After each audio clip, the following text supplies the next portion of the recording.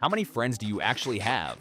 Not Instagram followers, not people on your Snap list, not random people in your Discord server you send memes to once every 3 weeks.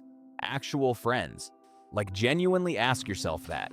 Because if I asked you right now, some of you would instantly say a number. Probably like 8, maybe 12. I got a solid group. Cool. Now let me change the question. If your life completely fell apart tomorrow, you lost your money, your status, your looks, your confidence, you had absolutely nothing useful to offer anyone, no fun personality, no connections, no convenience, how many of those people would still be there? That number gets real small, real fast. And that's where a lot of people get hit with a really uncomfortable realization. A lot of you do not have as many friends as you think you do. You just have access to a lot of people. And those are two completely different things. Our generation is honestly terrible at understanding what friendship even is.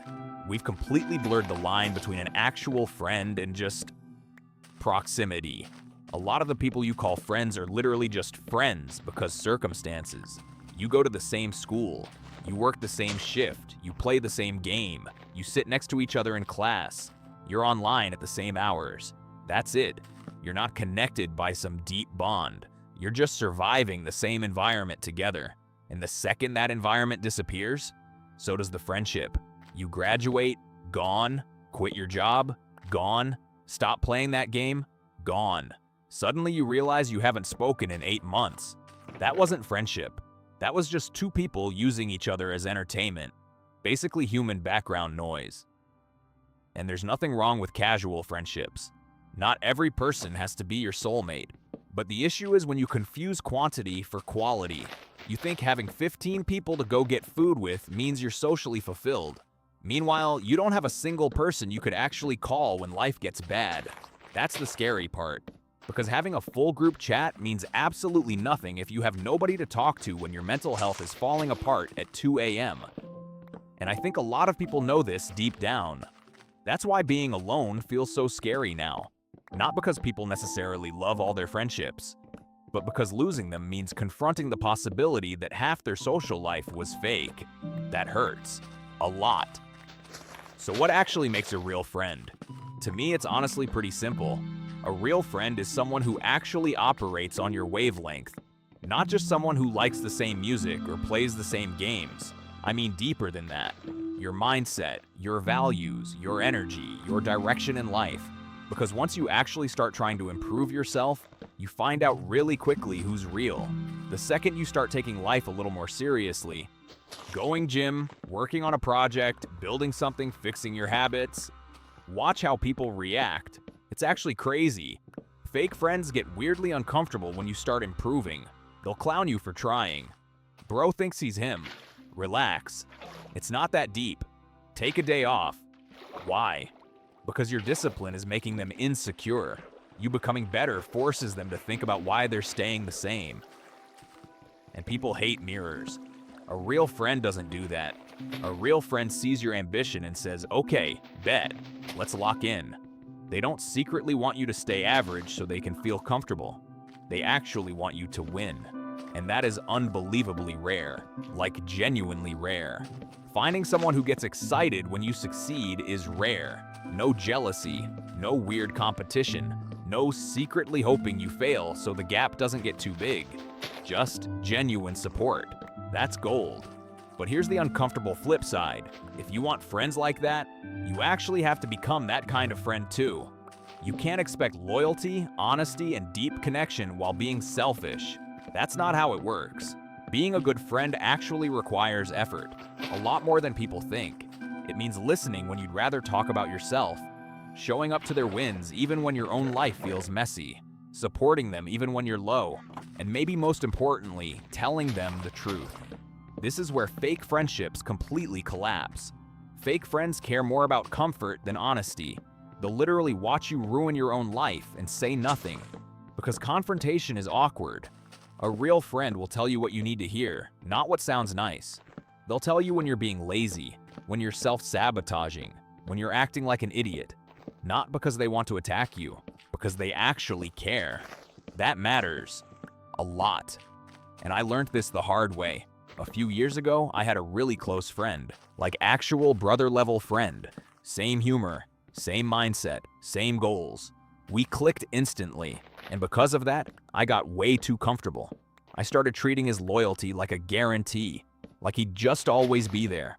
I'd cancel plans, dismiss his problems, prioritize other things, make jokes at his expense. Basically act like his friendship was some unlimited resource. And that is one of the dumbest mistakes you can make. Because genuinely good people usually don't explode on you. They don't start screaming. They don't cause drama. They just slowly pull away. Quietly. And by the time you realize what's happening, it's already over. That's what happened. I eventually realized I was being selfish. Tried fixing it. Too late. Trust was gone. And losing a genuinely real friend because of your own behavior is a disgusting feeling. It sticks with you. Because it makes you realize how rare those people actually are. We treat friendships like they're infinitely replaceable. Like, whatever, I'll meet new people. Sure, you'll meet new people. But meeting someone whose personality genuinely clicks with yours, someone who understands you deeply, pushes you, supports you, defends your name when you're not even in the room, that is rare. That is lottery ticket rare. And people throw it away over ego, laziness, or neglect all the time. It's stupid. Another thing nobody talks about enough is outgrowing friendships. This one is brutal. Because sometimes people aren't toxic, they're just no longer aligned with who you're becoming. And that hurts way more. Maybe you've known someone since middle school, used to do everything together. But now, you're changing. Trying to become more disciplined, more focused, more intentional. And they're still exactly the same.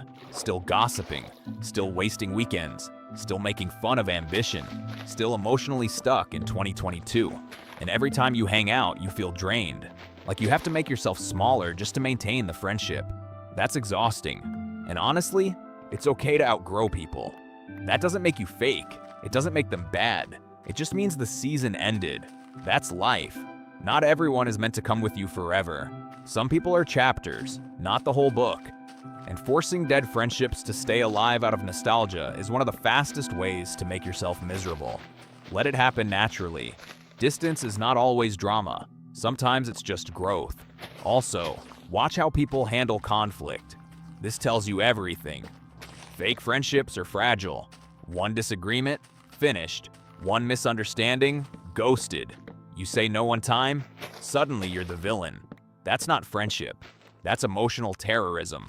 A real friendship can survive friction. You argue, you communicate, you fix it, you move on. Because the relationship is stronger than temporary discomfort. That's maturity. And honestly, one of the most underrated signs of a real friendship, it's low maintenance, not in a lazy way, in a secure way. You don't need constant validation, no weird guilt trips, no, wow, guess who finally texted back? No pressure to constantly prove you care. You can disappear for weeks because life gets busy, and then reconnect like nothing happened. That is peaceful. That is healthy. That is what real friendship actually looks like as you get older. Not 400 streaks and daily updates. Mutual understanding. Respect. Trust. That's it. So honestly, if you have even one or two people like this in your life, protect that. Seriously, check up on them. Show appreciation. Be intentional. Because you really do not want to realize someone's value after they leave. That lesson is expensive. Your circle should feel like a sanctuary, not a waiting room full of people you barely connect with. Cut the dead weight. Let go of the people who only text when they need something. Let go of people secretly rooting against you. Let go of fake closeness. Make room for the one or two real ones. Because at the end of the day, life is way too hard to do with the wrong people around you. And honestly, success means way less if you have nobody real standing next to you while you build it. So keep the right people close. And more importantly, be someone worth keeping around.